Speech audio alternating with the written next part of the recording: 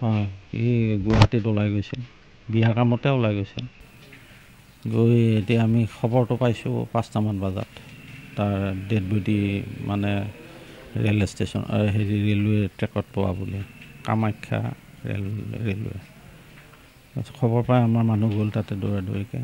গৈ এতিয়া কিহৰ কাৰণে সেইটো তেখেতৰ মৃত্যু হ'ল আমি একো গম পোৱা নাই। আমি আচৰিত। বিয়া সোমবাৰে। ছোৱালী নলবাৰীত আছিল। অকলে মানে গুৱাহাটীত এই চাকৰিও কৰে, গতিকে তাৰ ডিউটি গোটেই মানে চাকৰি ডিউটিয়ে হওক, বজাৰ কৰা ডিউটিয়ে হওক, মানুহ মাতা কোনোবা ডাক্তৰক মাতি ফুৰিছে লগৰ, গতিকে সি ওলাই গৈছে তেনেকৈ। এতিয়া সি মেডিকেলৰ মানে প্ৰথম ৰিপ্ৰেজেণ্টেটিভ আছিল, তাৰপিছত প্ৰমোশ্যন হৈ সি ৰিজনেল মেনেজাৰ কিবা আই ডিপাৰ্টমেণ্টৰ, সেইটো ৰিজনেল মেনেজাৰ আছে, মানে নৰ্থ ইষ্টত ঘূৰি ফুৰিব লাগে, তেনেকৈ ঘূৰি ফুৰিছে। পৰিয়াল তাৰ মা আৰু সৰু ভাইটি এটা আছে, তিনিজনে আছে। আমিও পৰিয়ালৰে, মই বৰদেউতাকৰ ল'ৰা, মোক সি মানে দেউতাকৰ নিচিনাকৈ মানে, আমিও আৰু ময়ো তাক নিজৰ ল'ৰা নিচিনাকৈ মৰম কৰোঁ, প্ৰত্যেকটো কথাই মোক কয়।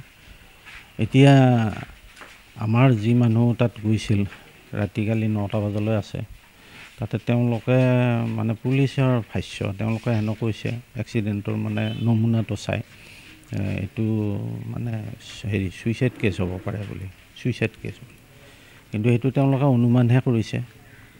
এতিয়া আমি অবাক হৈছোঁ, সি কেনেকৈ ছুইচাইড কৰিব বুলি।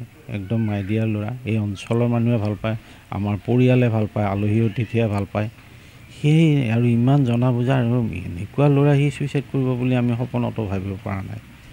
তাৰপিছত তাতো কোনো শত্ৰু নাই আমি জনাত, গতিকে তাক কোনোবাই মাৰিছে বুলিও আমি ভাবিব পৰা নাই। কিন্তু এতিয়া সমস্ত ঘটনাটোৱে ৰহস্য হৈ আছে।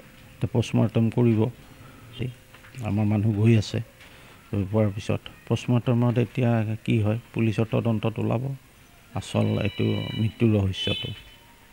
আমিও তাকে বাট চাই আছোঁ, তাক বাদে আমাৰ আৰু একো নাই, আমাক ক'ব পৰা ৰাস্তা একো নাই। আমি সি ছুইচাইড কৰিলে বুলিও আমি ভাবিব পৰা নাই, কোনোবাই মাৰিলে বুলিও ভাবিব পৰা নাই। আচল তদন্তৰ যদি হয়, পষ্টমৰ্টেম ৰিপৰ্টটো সঠিকমতে যদি হৈ যায়, তেতিয়া গম পোৱা যাব। আৰু কি ক'ম, কোৱা ভাষা নাই। তাৰমানে মই তাৰ ঘৰতে কাম কৰি আছোঁ, ধনৰ ঘৰত ৰঙৰ কাম কৰি আছোঁ বিয়াৰ কাৰণে। তাৰমানে সি তাৰমানে কালি ৰাতিপুৱা গুৱাহাটীত গৈছিল। এতিয়া মই সুধিছোঁ ক'ত যা, সি কৈছে যে মই গুৱাহাটীত যাই আছোঁ। মই ক'লোঁ কেতিয়া আহিবি, সি ক'লা যে 3টা বা 4টাত আহি পাম আৰু। মই বোলো ঠিক আছে যা। পিছত তাৰপিছত 4টা পাৰ হৈ গ'ল, তেতিয়া মই ফোন মাৰিছোঁ, ৰিচিভ কৰা নাই। 3বাৰ বা 4বাৰমান ফোন মাৰিছোঁ আৰু ৰিচিভ কৰা নাই। তাৰপিছত মই অলপ পিছত ফোন মাৰিলোঁ, মাৰাৰ পিছতে বেলেগ এটা ৰিচিভ কৰিলা ফোনটো, যে ক'লা যে ট্ৰেইনত এক্সিডেণ্ট হৈছে, মানুহটো যে নাই, মানুহটো টুকুৰা হৈ গৈছে বুলি কৈছে। তেতিয়া মই ক'লোঁ যে সঁচাকৈ কৈছে নে মিছাকৈ কৈছে। সঁচাই কৈছোঁ, ঘৰত গাৰ্জেন আছে নেকি? ক'লে যে গাৰ্জেন আছে। তাৰ মাকক দিলোঁ ফোনটো, মাকক ক'লা কথাটো যে এনেকুৱা এনেকুৱা কাহিনীটো হৈছে, আপোনাৰ ল'ৰা যে এক্সিডেণ্ট হৈছে। তেতিয়া মানে গম পালা, চবৰ ঘৰৰ মানুহকেইটা গম পালা। এইখিনিয়ে মই জানো আৰু। পৰিয়াল এতিয়া 3টা, 2টা মাকটো আৰু 2টা ল'ৰা। নাই, বিয়া আপোনাৰ 7 তাৰিখে বিয়া আছিল। এই ধনৰ যোনটো মানুহটো ল'ৰাটো ঢুকাইছে যে তাৰে বিয়া আছিল।